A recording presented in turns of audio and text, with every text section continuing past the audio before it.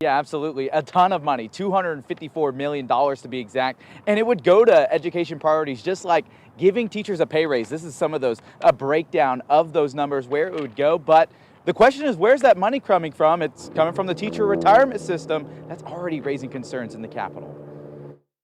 Not only do we need a plan, but we have to invest in the people that implement that plan. State Senator Adam Pugh wants to give every teacher in Oklahoma a $2,500 pay raise. And that's just part of a $250 million investment he's proposing in schools. That will increase our per pupil expenditure quite significantly, but it maintains revenue neutrality, which I think, as the pro tem mentioned, is really important. He also plans to fund other priorities like paying for literacy and math coaches and raising the cap on the parental choice tax credit. But where's this money coming from? All $254 million would be redirected from the Teacher Retirement System, or TRS. The state would add $200 million a year to TRS on top of employer and employee contributions. So the leader in the Senate's budget team says don't worry about losing benefits. With the TRS serving approximately 70,000 retirees currently, the system should be strong, and it is strong.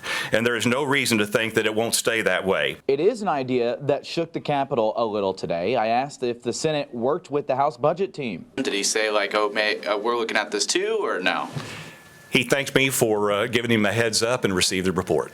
State Rep Trey Caldwell, who leads the House's budget team, says he wants lawmakers to be careful. I just think we need to be very careful, and it's just something we need to be cognitive about, make sure that that pension is protected and for the long term.